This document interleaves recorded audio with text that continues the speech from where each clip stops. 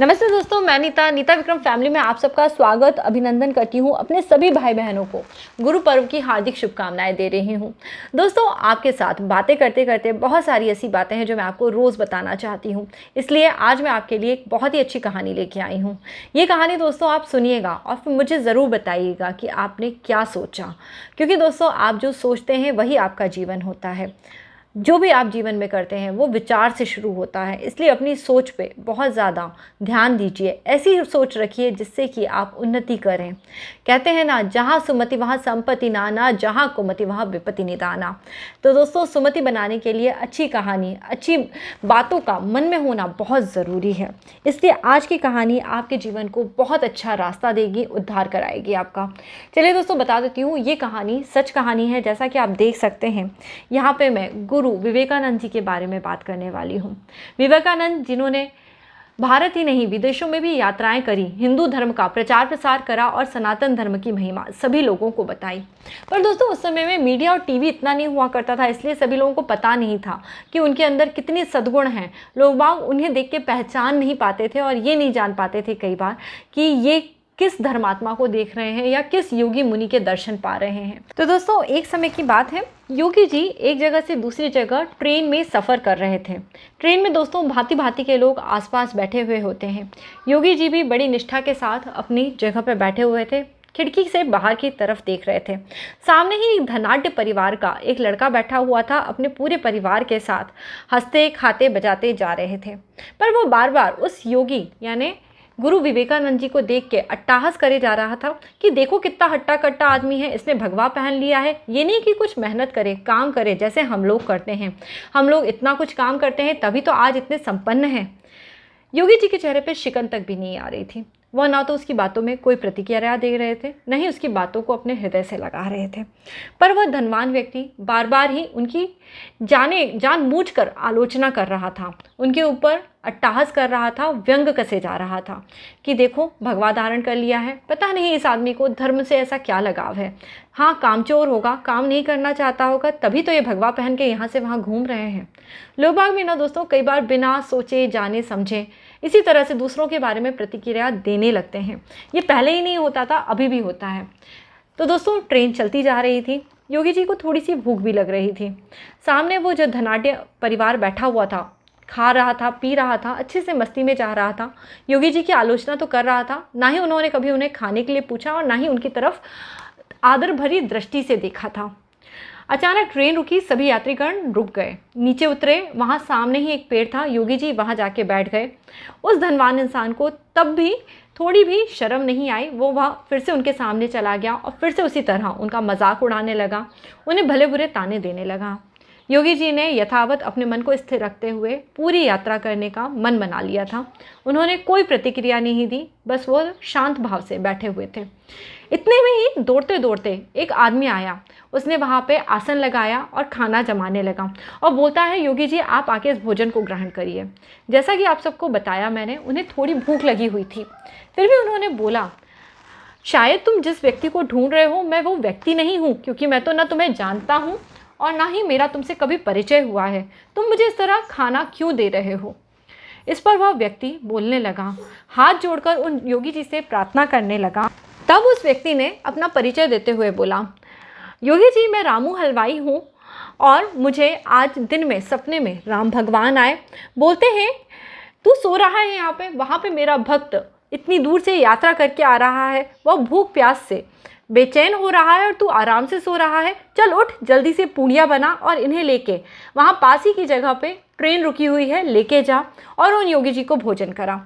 यकायक मेरी नींद खुल गई, पर मैंने सोचा ये सपना था, ऐसा भगवान क्यों कहेंगे मुझे। मैं दोबारा सो गया।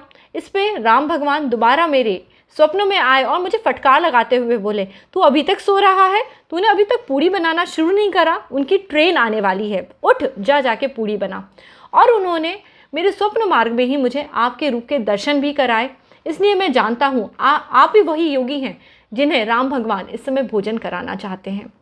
और मैं उठा, मैंने फटाफट गर्मा गर्म पूड़ियाँ बनाई, आपके लिए जल रखा, सभी तरह के फल फूल इत्यादि लेके मैं यहाँ दौड़ा चला आया। इसलिए प्रभु आइए यहाँ आसन ग्रहण करिए, इस फल और भोजन को ग्रहण करिए और मुझे कृतार्थ करिए। धनवान व्यक्ति भी ये सब बातें वहाँ खड़ा खड़ा सुन रहा था और देख रहा था। अब उसे आश्चर्य हो रहा था, ये कौन योगी महात्मा है? कैसे राम भगवान ने इस हलवाई को दर्शन दिए या स्वप्न दिया? और मन ही मन सोच रहा था, क्या मैं कोई स्वप्न देख रहा हूँ या यह वाकई में कोई भगवान का अंश अवतार या अंश रूप हैं जिन्हें मैं देखते हुए भी नहीं पहचान पाया। दोस्तों, इस कहानी को सुनाने का केवल एक ही मेरा मकसद है कि आप सब में यह जागरूकता पैदा हो, सनातन धर्म क्या है, सनातन धर्म हमें क्या शिक्षा देता है। दोस्तों, योगी जी एक बहुत ही सिद्ध ऋषि थे। उन्होंने अपने जीवन काल में जितने अद्भुत कार्य करे उन सब से आप वाकिफ़ हैं। आप सबको उन सब का ज्ञान है और आप उन्हें उसी तरह से अब पूछते हैं। परंतु दोस्तों, जब इंसान सशरीर हमारे सामने उपस्थित होता है, वह अपने कर्मों का बखान नहीं करता, बड़ी बड़ी ऊंची ऊंची बातें नहीं करता, तब हम कई बार जाने अनजाने लोगों के साथ अभद्र व्यवहार कर देते हैं और वही हमारे दुखों का कारण बन जाता है। इसलिए दोस्तों, सनातन धर्म में हमेशा बताया गया है कि जब भी आप अपने घर में खाना बनाएं या जब भी आप कहीं खाना खा रहे हो, अपने आसपास यदि आपको कोई योगी पुरुष या कोई भी ऐसा इंसान दिख जाए जिसे भूख लगी हो या आपको लगता है कि उसे खाने की ज़रूरत हो, तो अवश्य है आप उसे भोजन दें। क्योंकि दोस्तों, अन्नदान आपके जीवन का महादान होता है। जो लोग प्रतिदिन अपने घर में अनाज का दान करते हैं या अनाज के दान को देते हैं, उनके जीवन में कभी भी दोस्तों कष्ट नहीं आता। जीते जी तो वो कभी अनाज से अतृप्त नहीं रहते और साथ ही साथ मरने के बाद भी उनकी आत्मा कभी अतृप्त नहीं होती है। अन्न का दान सोने स्वर्ण के दान से भी कई गुना ज़्यादा महत्व रखता है। साथ ही साथ दोस्तों, दूसरी बात यह आती है, यदि आप अपने जीवन काल में चाहे गुरु ज्ञानी हो या अज्ञानी हो, किसी भी संत महात्मा पुरुष को देख के अभद्र टिप्पणी यदि आपकी करने की आदत है, तो जीवन में आपके नारकीय दुख आपको ज़रूर मिलेगा। क्योंकि आपको पता नहीं होगा कि किस क्षण आपने किसी गुरु की क्या निंदा करी और उससे आपको क्या पाप लगा है। इसलिए दोस्तों, इस तरह की टिक्का टिप्पणियों से बचना चाहिए। कहते हैं ना, दूसरों की निंदा नहीं करनी चाहिए, निंदा का फल बहुत बुरा होता है। और ख़ासतौर पर यदि आप गुरु की निंदा करते हैं, चाहे वो गुरु आपके स्कूल में शिक्षा देने वाले गुरु हों, जहाँ पढ़ते हों वहाँ के गुरु हों, किसी भी तरह के दोस्तों गुरु की निंदा अगर आप करते हैं, चाहे वो योगी मुनि हो, तो आपके जीवन में दुख कष्ट आना पूरी तरह से तय है।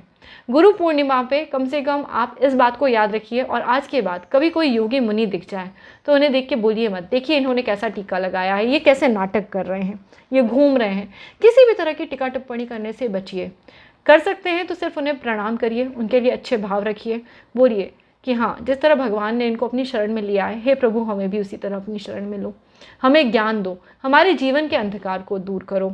अस्तो माँ सद्गमया तमसो माँ ज्योतिर्गमया मृत्योर्माम अमृतम गमया।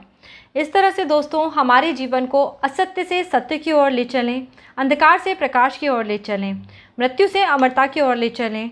इसके लिए हमें जीवन में गुरु का सानिध्य प्राप्त होना अति आवश्यक है। आप सबके गुरुओं को कोटि कोटि वंदन करते हुए इस वीडियो को सभी गुरुओं के लिए समर्पित करती हूँ। उम्मीद करती हूँ आज के बाद आप सभी तरह के गुरुओं के प्रति अच्छी सद्भावना रखेंगे। भले ही दोस्तों आपके जीवन में आप किसी भी तरह के व्यसन करते हों, पर कभी भी गुरु के प्रति अपशब्द बिल्कुल मत बोलिए। और वीडियो अगर अच्छा लगा है तो इसे लाइक ज़रूर कर लीजिए, फैमिली फ्रेंड्स में सबके साथ शेयर करिए, चैनल सब्सक्राइब ज़रूर करिए।